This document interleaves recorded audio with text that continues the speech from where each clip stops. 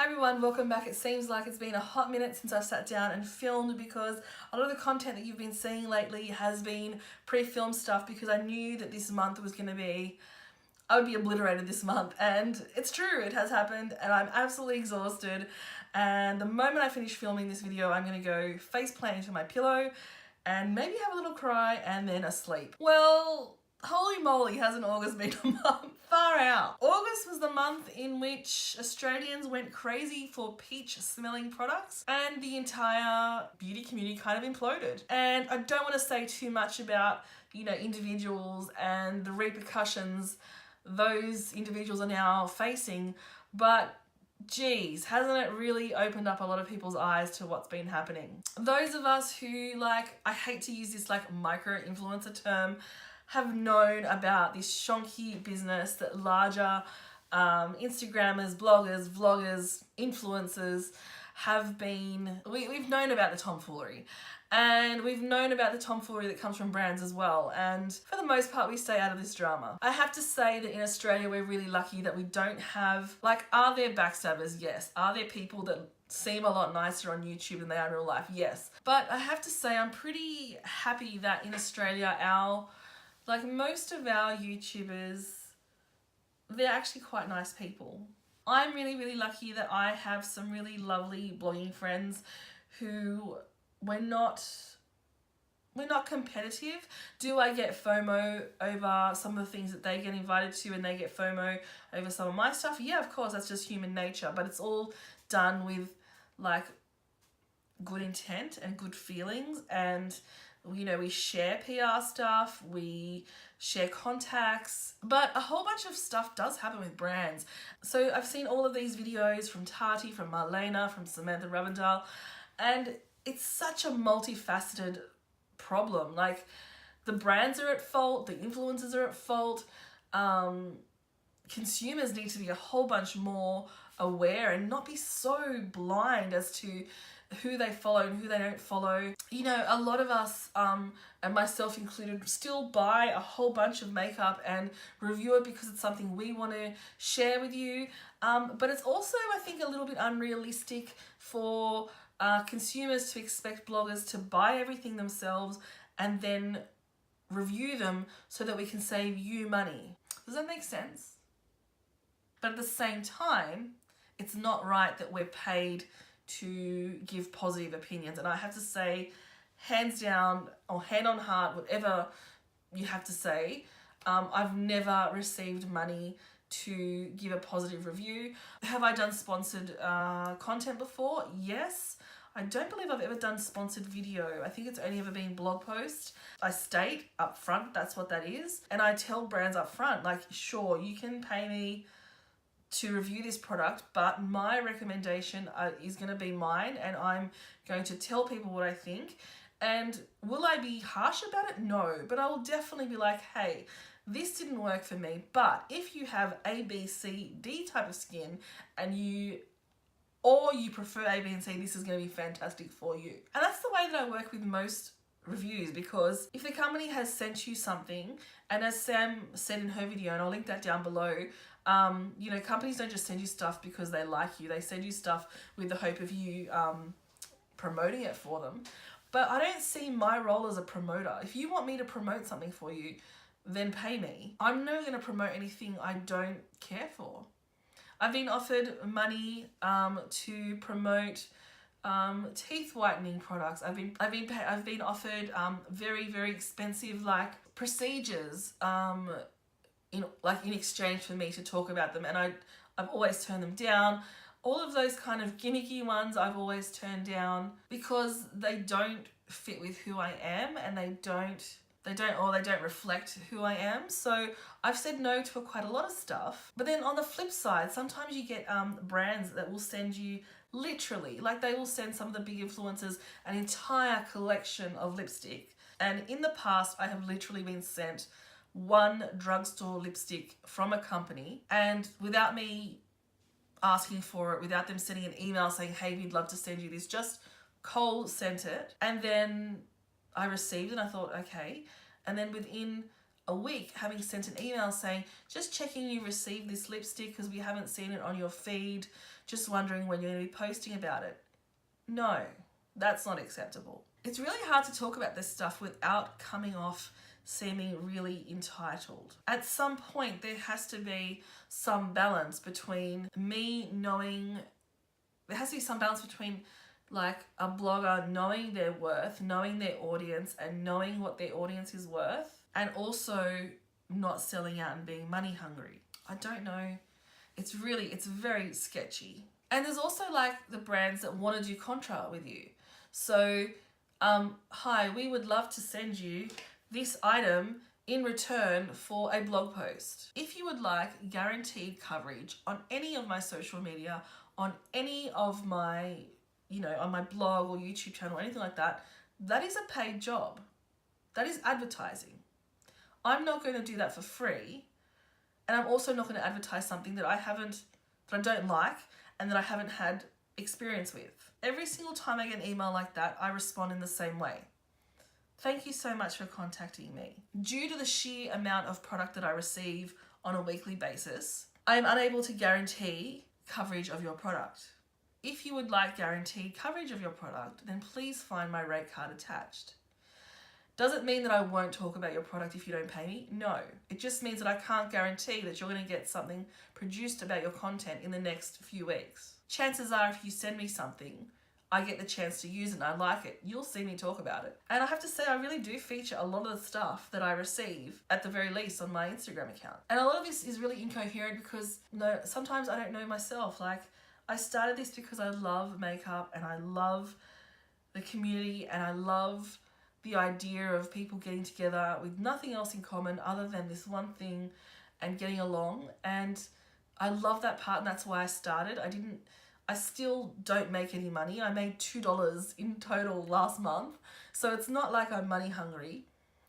But I also don't want to be a sellout, and I also don't want to undervalue what I do. I'm not going to put my name to something, whether I'm paid or not, simply to keep a company happy. And the underlying thing for me has always been that I do this because I love this and I work for the consumer. I don't work for the companies. But if I can make a little bit of cash from it, why not? Honestly, every single dollar that I have made from the beginning, from 4 years ago to now, has gone into buying more product to review. I'm not doing a wardrobe tour anytime soon. I'm not going to be showing you my yacht. It's not like that. It's not like that at all. Okay, longest intro in history. Here are my favorites. Just so you know, nobody has paid to be in these favorites. Some of these products were gifted to me. Some of these products I purchased myself. All of these products are products that have impressed me this month. We're going to start off with a product that it's a little ironic because as soon as I finish filming this video, I will be going to pop this in the mail and return it to Mecca because, this is the NARS Climax Mascara and it absolutely blew me away. It gives me just amazing lashes. It's I've been using it for 2 weeks, so it's really like a fortnight favorite, not a monthly favorite. But everything from the packaging to the wand to the formula, I really, really like this. I purchased this and I also purchased the Hourglass, and I really much prefer this in terms of it's so buildable and it gives me such dramatic lashes. But the problem is that yesterday when I used it, I've been using it, like I said, for a couple of weeks, and then yesterday when I used it, the topper came off, and so nothing was stopping. Like, you know how there's that bit there that scrapes the mascara off, that came off. And then a couple of times today when I was playing with it, it came off again and then it went back. So it's loose. And so I contacted Mecca just through their form online. Like, I didn't contact PR or any, they don't know who I am, whatever that means. But I did that and they got back to me today and they just want me to return this one and they're going to send me a new one. So yeah, this mascara is really, really good. I have such short, straight lashes and it gives me super dramatic lashes. If you want to see more, head to my Instagram. There's some photos there about the before and after. And I purchased this one. I wasn't sent that in PR. As I said earlier, Australians went crazy over the Peaches and Cream collection. Did you guys see that event to launch? That was crazy. The influencers got the whole collection, all of the foundations, everything. It was crazy. I was so, when I say jealous, I just mean like it looked really cool. But as you guys know, I actually picked this up in at the end of December, early January when I was overseas. And so I've been playing with this for such a long time, and it has featured in my favorites quite a few times, but because of all the hype, I, you know, got it out again and I played with it a whole bunch more, and I just remembered why I love the palette. But it's just the perfect palette for every day to give you a nice warm peachy look. You've got some darker shades there, some lighter shades there, and they just blend together marvelously. And as I said, I purchased this one. Something I purchased a while ago, and it kind of just stayed in my collection and I didn't use it at all. I'm not sure why. I have this thing about really beautiful high-end products. I don't want to ruin them. I started using the Filmstar Bronze and Glow palette, and oh my gosh, the hype is real. So these colors look like they just wouldn't show up that much, but this gives the most beautiful bronzy contour, and this just gives you a really beautiful shiny highlighter. And like I said, it doesn't look like much, but you swatch it up and it's like, just looks a little powdery, doesn't look like much. But on the skin when buffed in, oh my gosh, it is so beautiful. I've seen so many people hit pan on this product, and I totally understand why. It's would definitely be purchased. A brand new product for me, well, I purchased it early this month, is one of the Hourglass scattered light glitters. Is that what they're called? Scattered light glitter eyeshadow, and I purchased it in the shade Foil, which is that gold. I love that it's got this stopper here because it tends to kind of repress the product down. And Foil is this glorious gold that you just pack on with your finger, and it just makes your eyelids just dance with light. It's just so pretty. They're a little bit exy, a little bit pricey, but I just hope that Hourglass comes out with a whole bunch of more shades. Something that was gifted to me, you may have seen the video of me going to Bobbi Brown in Mecca and trying out a whole bunch of products. So this was gifted. This is a Skin Nourishing Glow Foundation. And guys, I'm onto something a little bit different recently. For the longest time, and I think it's happened as I've aged, I've been using more and more foundation, and you know, with a lot more foundation comes more creasing, more cakiness, and kind of an older appearance. And what I've started doing is really paring back on the foundation and relying on concealer a whole bunch more. This foundation is perfect for that because it's not what I would call a sheer coverage. It's kind of your medium coverage, but it's definitely like a Bobbi Brown medium. So what I mean by that is Bobbi Brown is all about that really naked look, that naked skin, fresh skin, not cakey, not plastered on makeup, very natural nude makeup. And so this one gives you a really pretty finish to the skin. I'd say the finish is like a glowy to natural, and even once you pat it down, it just looks very natural on the skin. So I've been relying on a foundation like this one, and then using a lot more concealer rather than using a lot more foundation. And as I said, this was kindly gifted to me. The next few items also were PR products. As you may have seen, Mecca Max have gone totally vegan, which is amazing. And I had previously really enjoyed one of their liquid lipsticks, or the A-lister liquid lipsticks in the shade, where is it?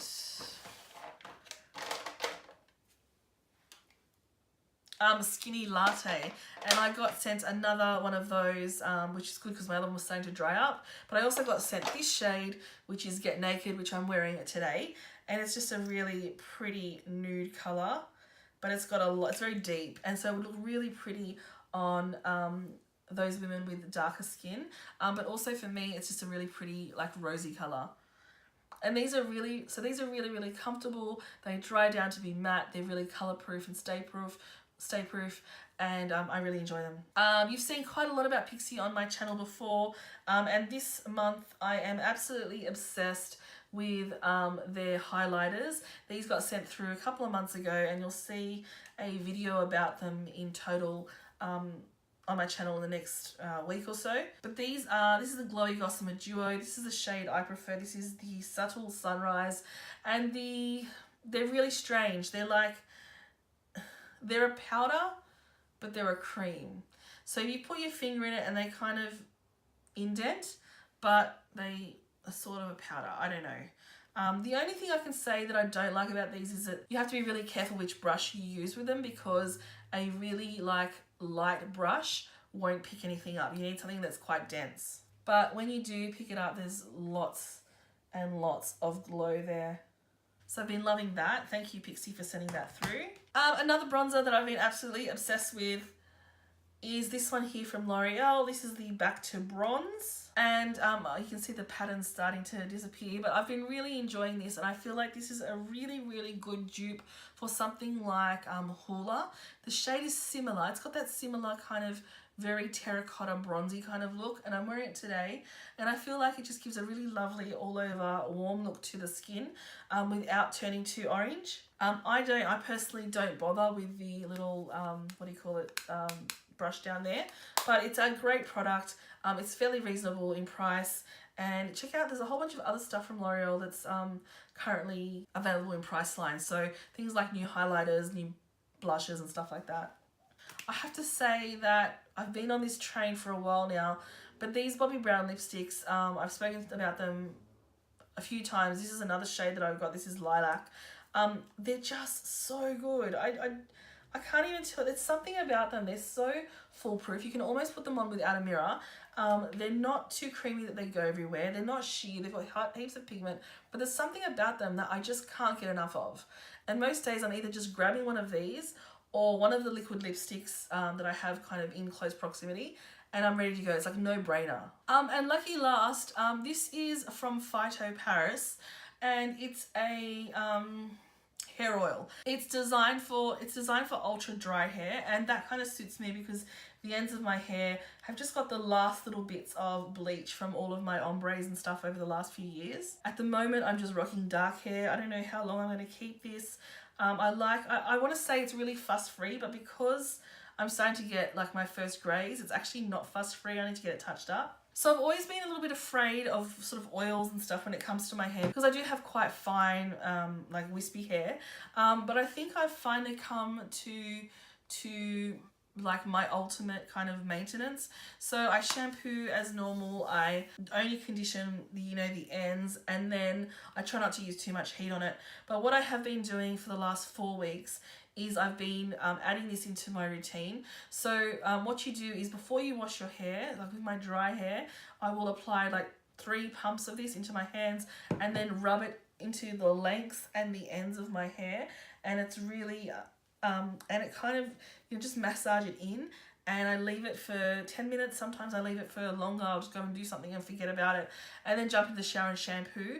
And it's basically like an oil treatment for your hair before you wash. This product was gifted to me, and I'll leave a link down below where you can grab it, because I'm not sure if it's one of those products you need to go in like salon for, or if you can purchase it online, but like I said, I'll leave a link down below. And that's pretty much it. I'm feeling a little bit nervous about posting the first part of this video. I'm not sure if I should or shouldn't. I don't know. It's not because I've done anything wrong, but I just think it's because like my ideas of this industry aren't 100% fully formed, and I think it's really, really hard to relate to this industry like if you're not in it. I just know that from the outside it could look like the whole thing is corrupt, and it's really not. But my final thoughts on it all is really, it's down to you as a consumer to decide who you trust and who you think is telling you the truth. And I just hope that brands and influencers and consumers can be sort of on the same page, even though fundamentally their goals are kind of in opposition or in contrast. But I just hope that everyone can kind of get along and be a lot more ethical in the way that things are run. And I'm going to leave it there. And I'm going to say thank you so much for coming and joining me in my really very small corner of the internet. I'll catch you next time. Bye.